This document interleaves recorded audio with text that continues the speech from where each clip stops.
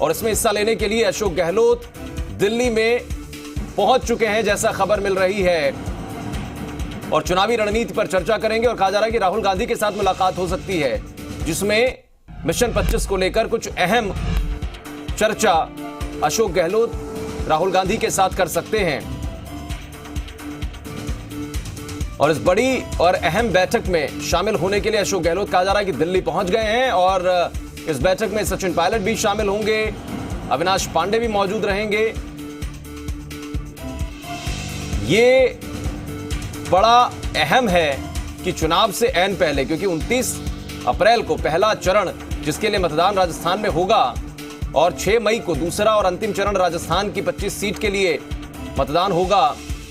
और उससे पहले दिल्ली में, क्योंकि सारी चीजें फाइनल हो चुकी हैं, सीट फाइनल हो चुकी हैं, सारी तैयारियां चल रही हैं, प्रचार लगातार धुआंधार तरीके से करते हुए नजर आ रहे हैं अशोक गहलोत। और अब फिर से एक बार दिल्ली में एक अहम बैठक, तो आप समझ सकते हैं कि चुनाव को लेकर किसी तरीके की कोई कोर कसर छोड़ना नहीं चाहती कांग्रेस पार्टी। कोई कोताही बरतने के मूड में कांग्रेस पार्टी के ना तो राष्ट्रीय अध्यक्ष राहुल गांधी हैं, और ना ही उससे जुड़े हुए तमाम बड़े सीनियर नेता जिन्होंने अपने कंधों पर जिम्मेदारी उठा रखी।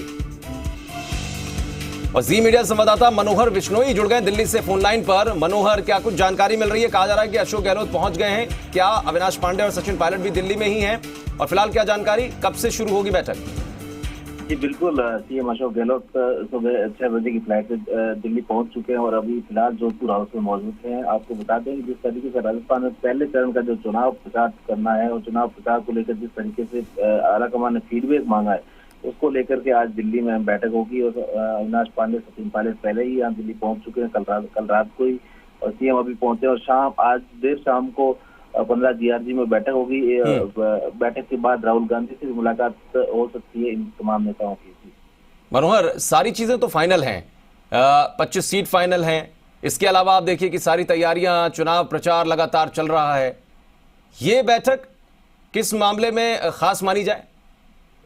देखिए, जिस तरीके से जो सीट बदलने की बात लगातार चल रही थी और जो आलाकमान को फीडबैक मिल रहा था, उसके अनुसार कमजोर कैंडिडेट की बात थी। लेकिन जो इन तमाम नेताओं को एक बार राहुल गांधी ने पिछली बार यहाँ बुलाया था दिल्ली, और बुला करके इनसे बात की, तो इन्होंने 3 दिन का समय मांगा था कि 3 दिन के बाद जो सिचुएशन सुधर जाएगी उसके बाद आप देखना। तो सूत्र ये कह रहे हैं कि उस स्थिति को के लिए दोबारा रिव्यू करने के लिए यहाँ बुलाया गया, और वो बताया जा रहा है कि वो रिपोर्ट ठीक हो गई है, और जो सुधार आया जो कैंडिडेट को लेकर के, जिस तरीके से नेताओं में आपसी मनमुटाव था, वो शायद दूर हो गया, और अब कोई विरोध नहीं रहा। इस वजह से दोबारा सब फीडबैक लेंगे राहुल गांधी, और इस मुद्दे पर बात होगी। दूसरा ठीक है, लेकिन मनोहर, इसमें एक बात और भी ध्यान में रखनी चाहिए, क्योंकि पहले चरण में जो 29 अप्रैल को प्रत्याशी उतरेंगे, उनके नामांकन की प्रक्रिया अब खत्म हो चुकी है औपचारिक तौर पर, जो चुनाव आयोग की तरफ से निर्धारित की गई थी। लिहाजा जो पहले चरण की आने वाली सीटें, उस पर कोई फेरबदल तो अब हो ही नहीं सकता। बिल्कुल, आपने ठीक कहा कि पहले चरण है उसको कोई फेरबदल नहीं हुआ, दूसरे वाले पर भी फेरबदल की संभावना अब कम नजर आ रही है। लेकिन आज जो बैठक होगी उसमें एक अपडेट ये है कि कई जो भाजपा से बागी है या भाजपा से नाराज नेता है, उनको कांग्रेस में ज्वाइन करवाने को लेकर बड़ा फैसला लिया जा सकता है। मसलन कर्नल सोनाराम का नाम भी आ रहा है, देवी सिंह भाटी का नाम भी आ रहा है, लेकिन अभी तक इसकी खबर पुख्ता नहीं हो पाई। चलिए, बहुत शुक्रिया। बाकी अपडेट आपके जरिए पहुंचाएंगे दर्शकों तक, नजर बनाए रखिए आप।